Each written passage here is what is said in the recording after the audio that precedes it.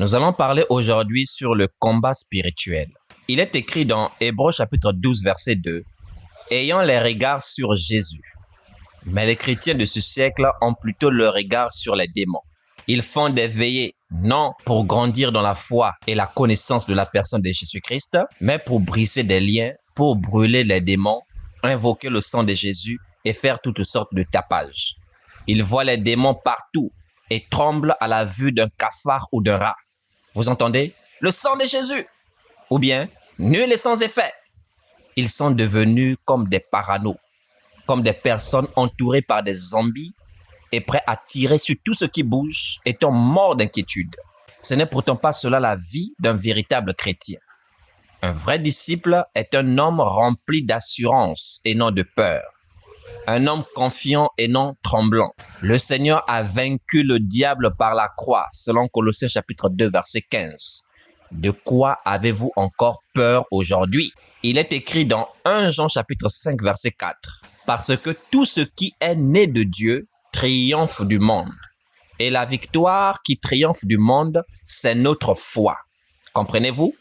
Tout ce qui est né de Dieu triomphe du monde. La question est donc de savoir si vous êtes vraiment né de Dieu. Est-ce que vous êtes vraiment né de nouveau? Si vous êtes né de Dieu, vous avez déjà triomphé du monde? Quel lien vous voulez encore couper aujourd'hui? Aujourd'hui, on délivre maintenant les chrétiens. On chasse maintenant les démons sur les chrétiens. On coupe des liens sur les chrétiens. Mais la réponse est claire. C'est que ce sont des personnes qui ne sont pas nées de Dieu. Parce que tout ce qui est né de Dieu triomphe du monde et la victoire qui triomphe du monde, c'est notre foi. Comprenez-vous cela?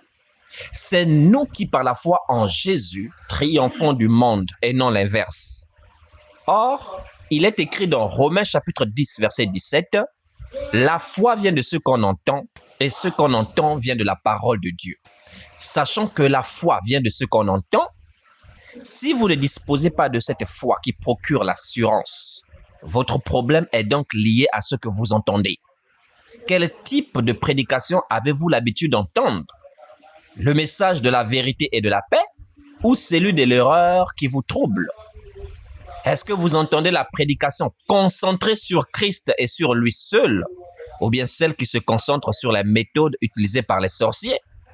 Car il n'est pas rare d'entendre aujourd'hui: cachez les miroirs que vous avez chez vous quand ils ne sont pas utilisés, car les démons s'en servent pour vous observer. Vous entendez encore? Retirez les calendriers qui ont des photos des hommes suspects, car ils vous observent. Et on entend aussi: ne laissez pas vos cheveux chez les coiffeurs, car on peut vous envoûter à partir de là. D'autres: prenez soin de toujours jeter vos ongles une fois coupés, sinon on peut les utiliser pour vous envoûter. Et vous entendez encore: faites attention à qui vous offrez vos cadeaux, car on peut les utiliser contre vous. Mais comment ne pas être rempli de peur en écoutant de telles choses? Mais j'aimerais vous dire, pourquoi est-ce un problème que le diable vous observe? Avec ou sans miroir, les sorciers vous voient. Avec ou sans calendrier, les démons vous observent. C'est la méconnaissance de la parole de Dieu qui est votre vraie maladie. Car le diable observait Job dans Job chapitre 1, versets 7 à 10. Et lorsque Jésus jeûnait 40 jours et 40 nuits dans le désert, selon Matthieu chapitre 4, versets 1 à 11, le diable l'observait avant de s'approcher pour l'éprouver. Si le diable observait même Jésus, qui es-tu pour ne pas qu'il t'observe? Où iras-tu te cacher loin de lui? Tu ne dois pas t'inquiéter parce que le diable t'observe, car il ne peut qu'observer. Il ne fera rien de plus si toi-même, tu ne lui donnes accès par la vie du péché. C'est pourquoi l'apôtre Paul dit dans Éphésiens chapitre 4, versets 26 à 27, « Si vous vous mettez en colère, ne péchez point, que le soleil ne se couche point sur votre colère. Et ne donnez pas accès au diable. » Comprenez-vous? C'est le péché qui donne accès au diable. La sanctification est donc un bouclier. Au lieu d'avoir les regards sur tes ennemis, regarde à Jésus seul qui a le pouvoir de te sanctifier. Balaam était un grand sorcier. Allez lire Nombre, les chapitres 22 et 23. Un roi avait envoyé une délégation pour demander à Balaam de maudire Israël. Dans Nombre chapitre 23 verset 9, le sorcier Balaam déclare qu'il voit clairement Israël. Mais au verset 23, il ajoute qu'il ne peut rien faire contre lui car, dit-il, l'enchantement ne peut rien contre Jacob, ni la divination contre Israël. Ainsi, tout comme Balaam, un sorcier ne peut que te voir. Il ne fera rien de plus car la sorcellerie n'a aucun pouvoir sur celui qui craint Dieu. Je précise bien, sur celui qui craint Dieu. Car Balaam savait que la sorcellerie ne pouvait pas fonctionner sur Israël à cause de sa piété. C'est pourquoi il proposa au roi Balak d'envoyer de belles filles moabites séduire les fils d'Israël afin qu'ils tombent dans le péché pour que Dieu permette la destruction du peuple hébreu. De même, quand le diable veut vous atteindre et qu'il n'y arrive pas, il va utiliser une mauvaise compagnie pour vous faire tomber dans le péché afin de vous atteindre. C'est pourquoi la crainte de Dieu est vitale. Il est écrit dans Proverbes chapitre 14 verset 27, « La crainte de l'Éternel est une source de vie pour détourner des pièges de la mort. » C'est la crainte de Dieu qu'on doit enseigner aux hommes. Mais au lieu de cela, beaucoup ont choisi d'ouvrir des ministères qu'ils appellent les ministères du réveil et du combat spirituel. Leur combat consiste à chasser les démons, à envoyer le feu au diable tous les jours. Et par conséquent, toute leur énergie, tous leurs efforts sont concentrés à éradiquer les esprits mauvais des familles, ce qui est une ignorance totale des desseins de Dieu. Lisons Matthieu chapitre 8, versets 28 à 29. Il est écrit, « Lorsqu'il fut à l'autre bord, dans le pays des Gadaréniens, 2 démoniaques sortant des sépulcres vinrent au-devant de lui. Ils étaient si furieux que personne n'osait passer par là. Et voici, ils s'écrièrent, « Qu'y a-t-il entre nous et toi, fils de Dieu? Es-tu venu ici pour nous tourmenter avant le temps? » Avez-vous bien écouté ce que les démons ont dit à Jésus? « Es-tu venu ici pour nous tourmenter avant le temps? » Donc les démons même rigolent de vos veillées de prière, de destruction de liens. Pourquoi? Parce que eux-mêmes, ils savent très bien qu'ils ont un temps où Jésus va les tourmenter. Ils ont un temps où Dieu va les détruire. C'est pourquoi ils avaient dit à Jésus, « Es-tu venu ici nous tourmenter avant le temps? » Vous voyez? Et ce temps-là, c'est la seconde venue de Jésus. La première venue de Jésus, c'est pour nous apporter le salut, afin que nous soyons délivrés de la puissance du malin. C'est pourquoi même dans Colossiens chapitre 2, verset 15, on ne dit pas que Jésus a tué le diable par la croix. Mais non, on dit il a dépouillé les autorités et les dominations. Il les a dépouillés. Vous voyez? Afin que nous soyons revêtus aujourd'hui. Est-ce que vous comprenez? Mais on n'a pas dit qu'il les a tourmentés. C'est lors de sa seconde venue qu'il viendra les tourmenter. C'est pourquoi quand vous lisez Romains chapitre 16, verset 20, il est écrit « Le Dieu de paix écrasera bientôt Satan sous vos pieds. » C'est bien écrit. Mais aujourd'hui, vous chantez « Écrasé, écrasé, Satan est écrasé. » S'il est écrasé, mais qui agit encore? Vous lui envoyez le feu tout le temps. S'il est brûlé, mais qui possède encore les gens? Qui envoûte encore les gens aujourd'hui? Vous comprenez? Oui, le Seigneur nous a donné le pouvoir de marcher sur les scorpions et les serpents selon Luc chapitre 10 verset 19, mais il ne nous a jamais demandé de nous livrer dans des combats incessants comme si on allait exterminer les démons. Et le Seigneur ne nous a jamais commandé d'ouvrir des centres de combat contre les démons, ce que vous appelez abusivement des combats spirituels. C'est une déviation totale. Je vous rappelle qu'il a dit dans Marc chapitre 16 verset 17, « Voici les miracles qui accompagneront ceux qui auront cru. En mon nom, ils chasseront les démons. » Il n'a pas dit par mon nom, mais en mon nom. En mon nom est au-delà d'une simple utilisation du nom de Jésus. En mon nom signifie en accord avec moi, c'est-à-dire selon sa volonté à lui. Est-ce que vous savez qu'il y a des cas où Dieu ne veut même pas qu'un démon soit chassé? Est-ce que vous le savez?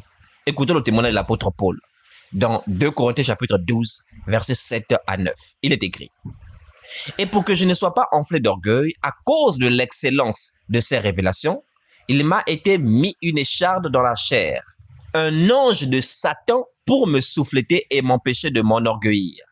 3 fois j'ai prié le Seigneur de l'éloigner de moi. Il m'a dit, « Ma grâce te suffit, car ma puissance s'accomplit dans la faiblesse. » Je me glorifierai donc plus volontiers de mes faiblesses, afin que la puissance de Christ repose sur moi. Avez-vous compris cela? Pour ne pas que Paul s'enfle d'orgueil, Dieu lui a infligé une maladie, a placé un ange de Satan à côté pour à chaque fois frapper Paul. Le grand apôtre Paul, un ange de Satan se tenait à ses côtés pour le châtier de temps à autre. Et Paul a prié 3 fois pour que le Seigneur éloigne de lui cet ange de Satan-là. Ça ne veut pas dire que Paul était possédé. Non, c'est pas ce qu'il dit. Il dit un ange de Satan a été mis à côté de lui pour le souffleter et lui empêcher de s'enorgueillir. Et Paul a prié 3 fois pour que cet ange-là de Satan, ce démon-là, s'éloigne de lui. Le Seigneur a dit, ma grâce te suffit. Autrement dit, Dieu ne veut pas chasser, éloigner ce démon-là de l'apôtre Paul. Il ne veut pas. Donc, il y a des personnes aujourd'hui qui ont des démons qui tourmentent, qui châtient, qui les châtient même. Dieu ne veut même pas les chasser. Mais vous allez écrire quelque part. Ici, nous, on chasse les démons par le nom de Jésus. Or, lui, il a dit en mon nom. Donc, en accord avec lui. C'est pas tous ceux qui sont possédés. C'est pas tous ceux qui sont tourmentés par des démons qu'on doit chasser. Jésus, qui a le pouvoir de chasser tout esprit impur, ne faisait pas le tour d'Israël pour chasser les esprits impurs des familles. Mais il était en train d'annoncer le royaume de Dieu. Et c'est pendant son ministère qu'on emmenait des démoniaques auprès de lui et il les chassait. Mais il mettait en avant le royaume de Dieu. Comprenez-vous cela? Savez-vous pourquoi le Seigneur, avant de guérir, certaines personnes leur disait « Tes péchés te sont pardonnés » ? Par exemple, dans Luc chapitre 5, versets 17 à 25, on a emmené à Jésus un homme paralysé sur le lit. Et il a dit « Mon enfant, tes péchés te sont pardonnés ». Où est le lien entre la paralysie de cet homme et le péché? C'est parce que le péché était à l'origine de sa paralysie. Il y a des gens qui sont très méchants et qui par la suite tombent malades et sont possédés parce qu'ils payent le prix de leur péché. Ce n'est pas le cas pour tous, mais il n'est pas rare de rencontrer de telles personnes dans ce monde. Dieu lui-même est d'accord avec leurs tourments. Et vous, au lieu de leur annoncer la repentance pour le salut, non, vous leur dites plutôt, venez ici, Jésus est la solution à vos maladies, il est la solution à vos problèmes. Jésus lui-même annonçait la repentance, disait-il, dans Matthieu 4 à partir de 17, repentez-vous car le royaume des cieux est proche. Il ne mettait pas en avant son pouvoir de guérir, mais celui de sauver l'âme de la perdition. Le pouvoir de guérir que le Seigneur nous donne, c'est en rapport avec sa volonté et non la nôtre. Que dis-je donc? Devons-nous cesser de prier pour les malades? Loin de là. Mais ce n'est pas le combat auquel Dieu nous a appelés. Les démoniaques, les malades font partie des réalités que nous rencontrons dans le combat spirituel. Mais cela ne constitue pas le combat spirituel. Or, les faux prophètes se sont écartés du vrai combat et ont fait des prières pour les malades et la prospérité terrestre, le combat d'un enfant de Dieu. C'est une déviation totale. Qu'est-ce que le combat spirituel? Selon la doctrine de Christ. Nous ouvrons 2 Timothée chapitre 4, verset 7. L'apôtre Paul déclare ceci. « J'ai combattu le bon combat. J'ai achevé la course.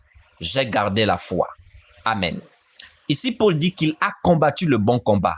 Gloire à Dieu. Parce que tout combat n'est pas forcément le bon. Il y a des gens aujourd'hui qui sont dans des combats, mais des combats mauvais. Paul dit qu'il a combattu le bon combat. Qu'est-ce que ce bon combat-là? Parce que c'est là même le vrai combat spirituel. Écoutons l'apôtre Paul, lui-même va répondre. Qu'est-ce que le combat pour lequel il dit « J'ai combattu le bon combat ». Écoutons ce qu'il nous dit dans Colossiens chapitre 1, versets 24 à 29. Il est écrit « Je me réjouis maintenant dans mes souffrances pour vous, et ce qui manque aux souffrances de Christ, je l'achève en ma chair pour son corps qui est l'Église.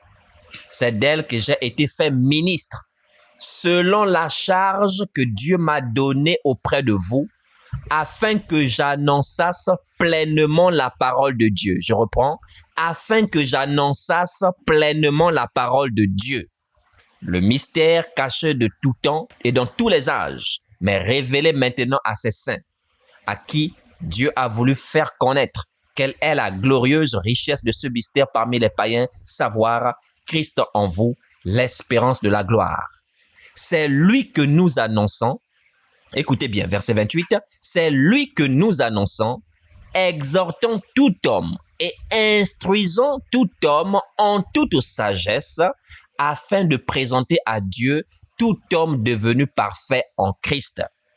C'est à quoi je travaille en combattant avec sa force qui agit puissamment en moi. Amen. Avez-vous compris?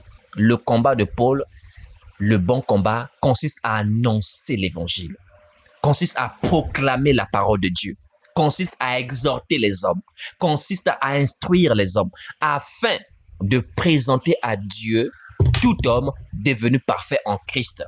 Allez lire Actes des Apôtres chapitre 20, versets 7 à 12.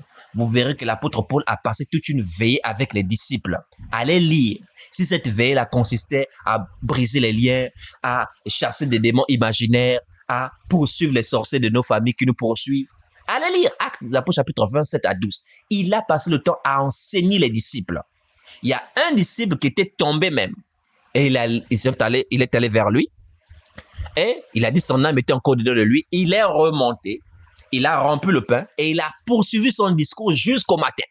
Donc, une vraie église, quand elle fait des veilles, c'est pour instruire, exhorter, édifier, consolider la foi des enfants de Dieu, faire grandir les enfants de Dieu spirituellement dans la connaissance du Seigneur Jésus-Christ. Vous comprenez? Mais au lieu de cela, non, c'est plutôt tout un tapage, des brisements, des démons qu'on imagine. Est-ce à cela que Dieu nous a appelés? Écoutons toujours Paul par rapport au vrai combat. Colossiens chapitre 2, versets 1 à 4. Il est écrit: « Je veux en effet que vous sachiez combien est grand le combat que je soutiens pour vous et pour ceux qui sont à la Odyssée et pour tous ceux qui n'ont pas vu mon visage en la chair, afin qu'ils aient le cœur rempli de consolation. » Comprenez, Paul parle de son combat. Je reprends le verset 1. « Je veux en effet que vous sachiez combien est grand le combat que je soutiens pour vous. » Il parle encore du combat. « Et pour ceux qui sont à la Odyssée et pour tous ceux qui n'ont pas vu mon visage en la chair. » Donc nous aussi aujourd'hui. Il dit au verset 2. « Afin qu'ils aient le cœur rempli de consolation, qu'ils soient unis dans la charité et enrichis d'une pleine intelligence pour connaître le mystère de Dieu, savoir Christ, mystère dans lequel sont cachés tous les trésors de la sagesse et de la science, c'est-à-dire de la connaissance. » Verset 4, il nous dit maintenant, « Je dis cela afin que personne ne vous trompe par des discours séduisants. » Voilà, c'est ça le combat véritable. Proclamer le royaume de Dieu. Annoncer Christ afin de présenter à Dieu tout homme devenu parfait en Christ. Que les hommes connaissent le mystère de Dieu qui est Christ. Qu'ils soient instruits en toute sagesse dans la connaissance de la personne de Jésus-Christ. Mais ce n'est pas la parole de Dieu que les gens cherchent aujourd'hui. Ce qu'ils cherchent, c'est ce qui plaît à leur chair. Ce qu'ils cherchent, c'est le mariage. Ce qu'ils cherchent, c'est la prospérité terrestre. Ce qu'ils cherchent, c'est que leurs activités puissent aller pour le mieux. C'est ce que les hommes cherchent aujourd'hui. Et ces faux prophètes sont là, effectivement, pour les aider dans ce sens-là. Et eux-mêmes, avec cette foule, tous iront en enfer, à la perdition. Vous voyez? Donc, inutile aujourd'hui d'aller marquer une inscription quelque part, centre de combat, de réveil spirituel. Vous parlez de réveil, c'est dans des prières contre les démons. C'est ça le réveil spirituel. Vous parlez de combat spirituel, c'est quoi? C'est briser, c'est détruire les démons tout sans cesse. C'est ça le combat spirituel pour vous aujourd'hui. Voilà pourquoi vous dormez très mal. La plupart de ces personnes-là qui participent à ces activités-là dorment très mal. Ils font tout le temps des cauchemars, ont tout le temps des attaques. Pourquoi? Parce qu'ils se mettent inutilement à dos des démons. Eux-mêmes ne sont même pas nés de Dieu, mais ils se mettent à dos des démons inutilement. Or, comme je venais de vous le dire, il faut faire très attention. Il y a même des démons que Dieu ne veut pas qu'on chasse. Il y a des personnes qui sont malades parce que Dieu lui-même est fâché contre leur méchanceté. C'est Dieu même qui les punit. Et vous allez imposer les gens les mains avec précipitation. Or, comme l'a dit Paul à Timothée, n'impose les mains à personne avec précipitation et ne participe pas au péché d'autrui. Ce combat dont parle Paul, qui consiste à proclamer le royaume, le vrai combat, est-ce que c'est le combat de Paul seul ou ce combat nous concerne nous aussi aujourd'hui? Ouvrons Philippiens chapitre 1, versets 29 à 30. Il est écrit: « Car il vous a été fait la grâce par rapport à Christ, non seulement de croire en lui, mais encore de souffrir pour lui. » Verset 30. en soutenant le même combat que vous m'avez vu soutenir et que vous apprenez maintenant que je soutiens. Vous voyez? Donc, Paul nous invite à soutenir le même combat que nous l'avons vu soutenir et que nous avons appris qu'il soutient. Mais il s'agit de quel combat? Je vous l'ai dit, allez relire Acte 20, 7 à 12. Paul a passé une veille avec les disciples. Est-ce qu'il était en train de les instruire ou est-ce qu'ils étaient en train de faire des combats, des tapages contre les démons? Allez lire! Quel combat avez-vous appris de Paul? Une fois de plus, est-ce que nous sommes contre le fait de chasser les démons? Non. Nous mettons en avant le royaume de Dieu. On peut rencontrer des réalités. Et en accord avec la volonté de Dieu, nous commandons et nous soutenons une personne et nous prions afin que cette personne soit dépossédée, afin d'éloigner cet esprit qui perturbe cette personne loin de sa vie. Et toujours en accord avec la volonté de Dieu, parce que comme je venais de vous l'expliquer, il y a des cas où Dieu ne veut même pas. C'est pourquoi certaines prières ne sont pas exaucées. Est-ce que vous comprenez cela? Tout comme aussi d'autres personnes sont malades et ne veulent pas se repentir de la méchanceté de leur cœur. Et on passe le temps à prier pour ces personnes, il n'y a jamais résultat, il n'y a jamais effet. Et ce sont ces personnes qui sont des prostituées spirituelles qui vont de lieu en lieu, d'assemblée en assemblée, d'église en église. Pourquoi? Parce qu'elles ne comprennent pas que ce sont elles-mêmes. Elles doivent se remettre sérieusement en question et rechercher la volonté de Dieu. Quand Paul a prié 3 fois et le Seigneur lui a dit « Ma grâce te suffit », Paul s'est soumis à la volonté de Dieu. Comprenez-vous cela? Maintenant, puisque ce combat, nous venons de le comprendre, c'est d'annoncer le royaume. Et pour annoncer le royaume, il n'est pas nécessaire d'être un ministre. Tout le chrétien devrait témoigner de Jésus-Christ, faire connaître Jésus aux autres. Est-ce que vous comprenez cela? Est-ce que ce combat est uniquement pour Paul? Non, nous venons de le voir. Ce combat, nous sommes aussi concernés par cela. Ce combat, puisque la femme n'a pas droit à l'enseignement, est-ce que les femmes sont impliquées dans ce combat? Nous allons répondre à cette question. Prenons Philippiens. Prenons l'apôtre Paul lui-même, parce que c'est même Paul qui le dit dans 1 Timothée 2, verset 12, « Je ne permets pas à la femme d'enseigner ». Et dans 1 Corinthiens 14, 33, 38, il nous fait comprendre que c'est un commandement de Dieu et non pas de lui. Écoutons Paul, si la femme n'est pas impliquée dans le bon combat. Philippiens chapitre 4, verset 2 à 3, il est écrit « J'exhorte Évodie et j'exhorte Syntyche à être d'un même sentiment dans le Seigneur. Et toi aussi, fidèle collègue, oui, je te prie de les aider. Elles qui ont combattu, écoutez bien, elles qui ont combattu, donc Évodie et Syntyche qui ont combattu pour l'évangile avec moi et avec Clément et mes autres compagnons d'œuvre dont les noms sont dans le livre de vie. » Donc, Paul avait des sœurs qui ont combattu aussi pour l'évangile, telles qu'Évodie et Syntyche. Maintenant, en quoi consistait leur rôle? Est-ce qu'elles devenaient pour autant des évangélistes? Non. Prenons l'exemple d'une autre sœur qui a combattu avec Paul pour le combat de l'évangile. Nous prenons Phoébé. Romains chapitre 16, versets 1 à 2. Il est écrit « Je vous recommande Phoébé, notre sœur, qui est diaconesse de l'église de Sancré, afin que vous la receviez en notre Seigneur d'une manière digne des saints, et que vous l'assistiez dans les choses où elle aurait besoin de vous, car elle a donné aide à plusieurs et à moi-même. » Vous voyez? Donc, il recommande ici Phoébé, qui est diaconesse de l'église de Sancré. Il demande aux frères de bien la recevoir, parce que cette sœur-là a aidé plusieurs personnes et l'apôtre Paul en fait partie. Donc, cette sœur-là a combattu pour le bon combat. Donc, même si tu n'es pas rempli de connaissances pour partager le royaume à quelqu'un, tu peux utiliser la petite connaissance que tu as pour parler de Jésus aux autres. Et tu peux aussi, comme Phoébé, aider ceux qui ont le ministère de la parole financièrement afin d'être ouvriers avec ces personnes pour le bon combat. Un exemple plus concret, c'est celui du ministère de Jésus avec les femmes qui l'entouraient. Dans Luc chapitre 8, versets 1 à 3, il est écrit « Ensuite, Jésus allait de ville en ville et de village en village, prêchant et annonçant la bonne nouvelle du royaume de Dieu. Les 12 étaient avec lui et quelques femmes qui avaient été guéries d'esprits malins et de maladies. Marie dite de Magdala, de laquelle étaient sortis 7 démons, Jeanne, femme de Chuza, intendant d'Hérode, Suzanne et plusieurs autres qui l'assistaient de leurs biens. Comprenez? Donc Jésus allait de lieu en lieu, de village en village, prêchant et annonçant la bonne nouvelle du royaume de Dieu. C'est ça le bon combat. Il prêchait, annonçait la bonne nouvelle du royaume de Dieu. Les 12 l'accompagnaient. Il y avait aussi des femmes, et on donne le nom de quelques-unes. Il y a Marie, dite de Magdala, il y a Jeanne, il y a Suzanne. et plusieurs autres femmes qui assistaient le Seigneur de leurs biens. Voici pourquoi, même si c'est Paul qui a prêché l'évangile pour qu'une âme soit sauvée, c'est lui qui a soutenu Paul financièrement, femme comme homme, est compris aussi dans ce combat-là. Et cette personne recevra aussi sa récompense de la part du Seigneur. Pourquoi? Parce qu'elle a été impliquée dans ce combat par son soutien financier. Est-ce que vous comprenez cela? Nous allons prendre un passage qui est très souvent utilisé par ceux qui ont perverti le sens du combat spirituel. Il s'agit d'Éphésiens chapitre 6, versets 11 à 17. Nous allons lire cela. Il est écrit: « Revêtez-vous de toutes les armes de Dieu, afin de pouvoir tenir ferme contre les ruses du diable. Car nous n'avons pas à lutter contre la chair et le sang, mais contre les dominations, contre les autorités, contre les princes de ce monde de ténèbres, contre les esprits méchants dans les lieux célestes. C'est pourquoi, prenez toutes les armes de Dieu, afin de pouvoir résister dans le mauvais jour et tenir ferme après avoir tout surmonté. Tenez donc ferme et ayez à vos reins la vérité pour ceinture.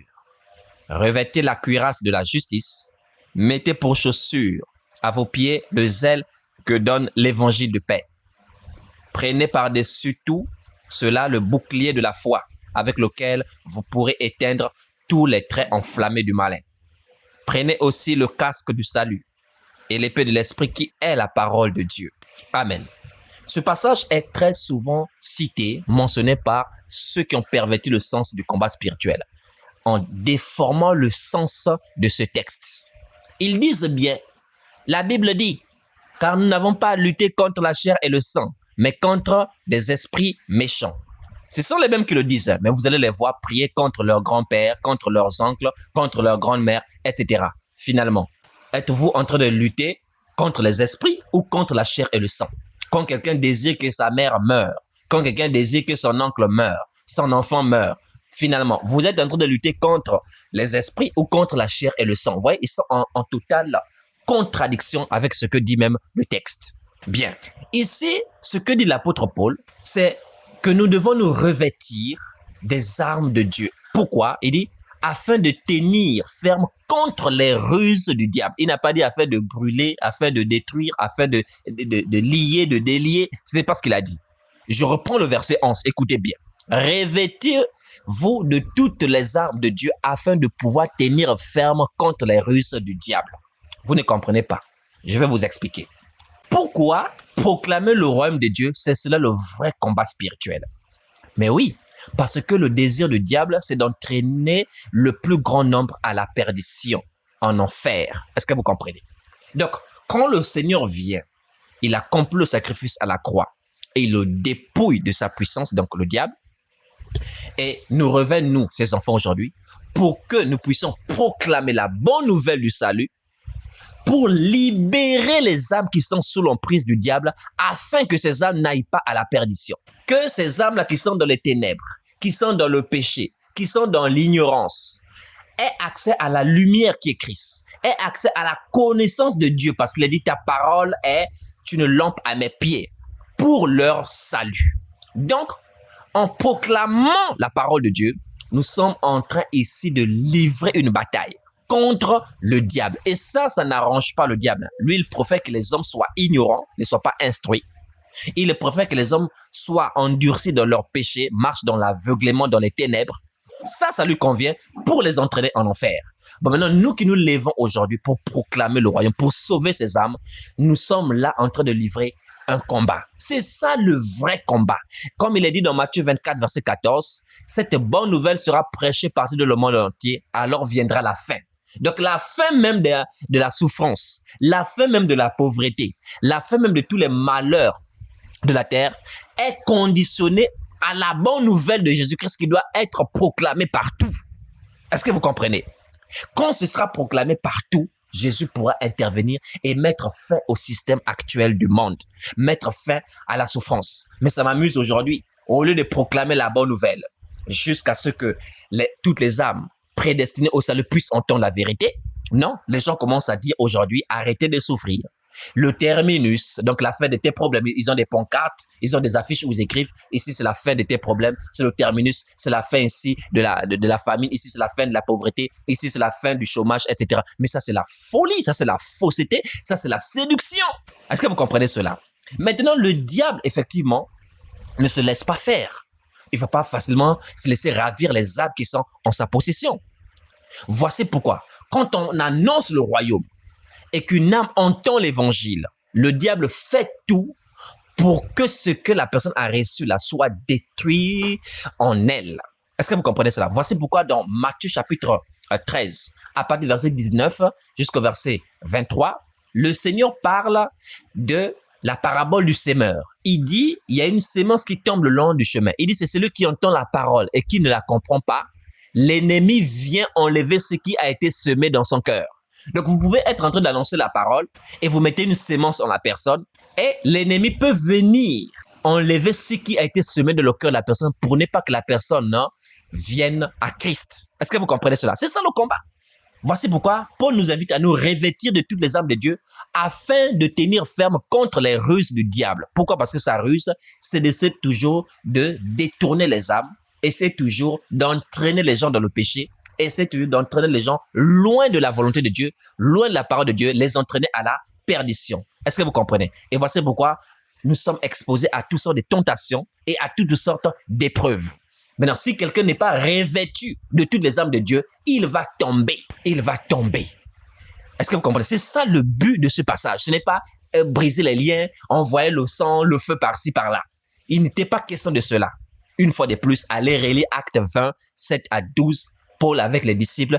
Dites-moi s'il était en train d'enseigner pendant toute une veillée, du soir au matin, ou est-ce qu'ils étaient en train d'envoyer le feu et invoquer le sang de Jésus? Alors, dans Éphésiens chapitre 6, donc quand il nous demande de nous revêtir de toutes les armes de Dieu, il dit c'est parce qu'on n'a pas à lutter contre la chair et le sang. Effectivement, quand on prêche le royaume et une personne ne croit pas, vous serez porté à en vouloir à la personne, à vous irriter contre la personne et même gronder cette personne. Pourquoi tu ne comprends pas ce que je te dis? Pourquoi tu ne crois pas? Vouloir même que la personne croie de force. Or, vous devez comprendre que il y a des esprits qui sont derrière, qui endurcissent le cœur de cette personne. C'est pourquoi il dit, on n'a pas à lutter contre la chair et le sang, mais contre les esprits méchants. Vous voyez? C'est pourquoi dans 2 Corinthiens toujours, chapitre 4, au verset 3 à 4, l'apôtre Paul parle de ceux dont le Dieu de ce siècle a aveuglé l'intelligence pour qu'ils ne voient pas resplendir, briller la splendeur de l'évangile de Christ. Comprenez-vous cela? Nous devons nous revêtir aujourd'hui de toutes les armes pour tenir ferme contre les ruses du diable.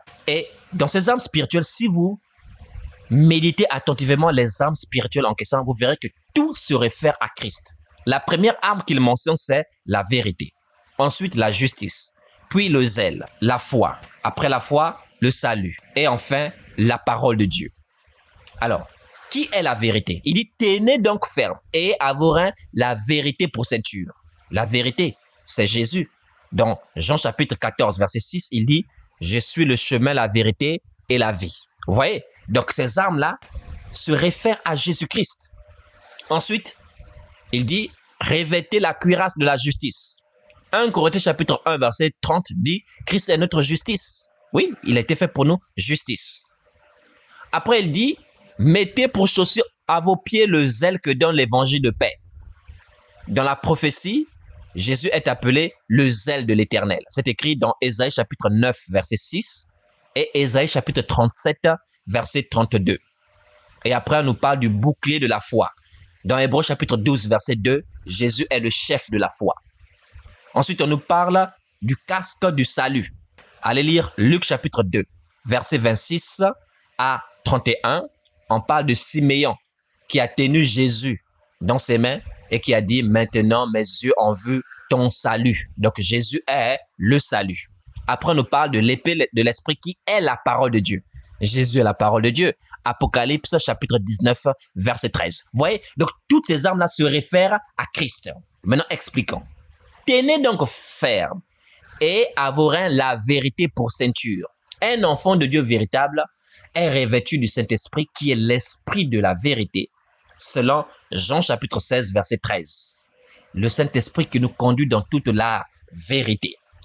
Donc, un enfant de Dieu véritable doit toujours se tenir dans la vérité. Il ne doit pas sortir de la vérité. il ne doit pas suivre des doctrines mensongères.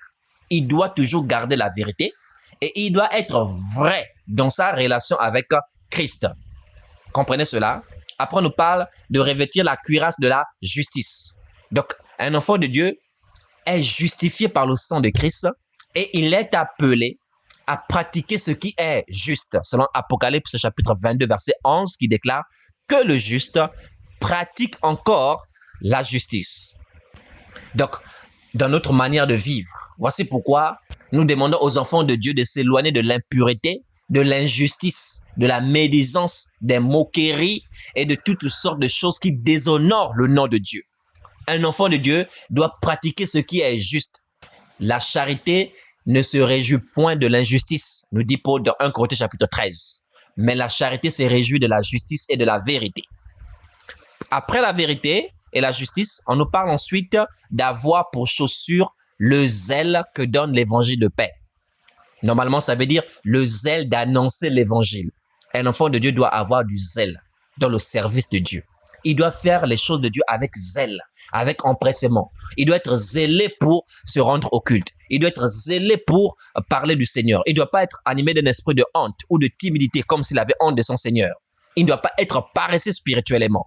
Voici pourquoi il est dit dans Romains chapitre 12, verset 11, « Ayez du zèle et non de la paresse. » Après le zèle, on nous parle ensuite du bouclier de la foi. Vous voyez? Donc, un enfant de Dieu doit grandir sa foi.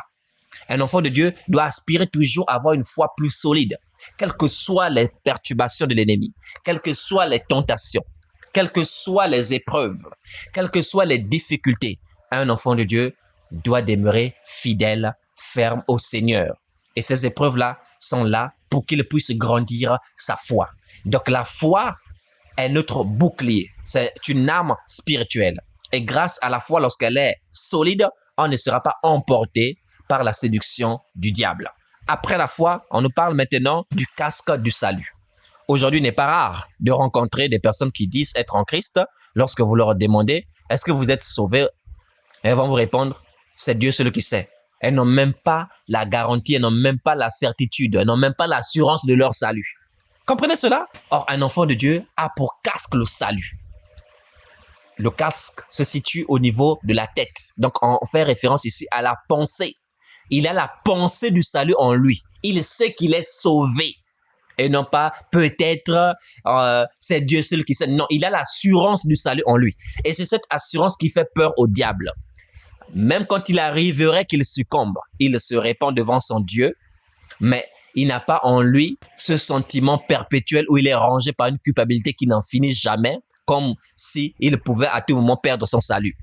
Et voici pourquoi il y a des faux docteurs qui enseignent aujourd'hui la perte du salut. Ce qui fait que les enfants de Dieu sont maintenus dans une forme de crainte, dans une forme de peur et non pas d'assurance du salut. Est-ce que vous comprenez ça? Or, nous devons proclamer l'assurance du salut. Et cette assurance-là, c'est en incarnant les vertus de Dieu. Parce que c'est le Saint-Esprit en nous qui est le gage de notre salut. Et celui qui marche selon l'Esprit a en lui l'assurance du salut. Par contre, celui-là qui ne marche pas selon l'Esprit de Dieu, mais qui marche selon les esprits impurs et autres choses, c'est tout à fait normal qu'il n'ait pas l'assurance quant à son salut. Et on finit par l'épée de l'Esprit qui est la parole de Dieu. Oui, la parole de Dieu est une arme extrêmement puissante. Est-ce que vous comprenez cela? C'est une arme extrêmement puissante. Dans Colossiens chapitre 3, verset 16, Paul déclare que la parole de Christ habite parmi vous abondamment. Mais aujourd'hui, les gens ne recherchent plus la parole en abondance. Pierre dit dans 1 Pierre 2, verset 2, « Désirez comme des enfants nouveau-nés le lait spirituel et pur, afin que par lui, vous croissiez pour le salut. » Donc, un enfant de Dieu doit aspirer davantage à la connaissance de Dieu. Il doit désirer que la parole habite en lui en abondance. Comprenez-vous cela? C'est lui qui est ainsi revêtu des âmes spirituelles. Il n'a rien à craindre des attaques du malin. Je vais vous lire le psaume chapitre 27, versets 1 à 3. Il est écrit: « L'Éternel est ma lumière et mon salut. De qui aurais-je crainte? L'Éternel est le soutien de ma vie. De qui aurais-je peur? Quand des méchants s'avancent contre moi pour dévorer ma chair, ce sont mes persécuteurs et mes ennemis qui chancellent et tombent. » C'est ça la vérité. Amen.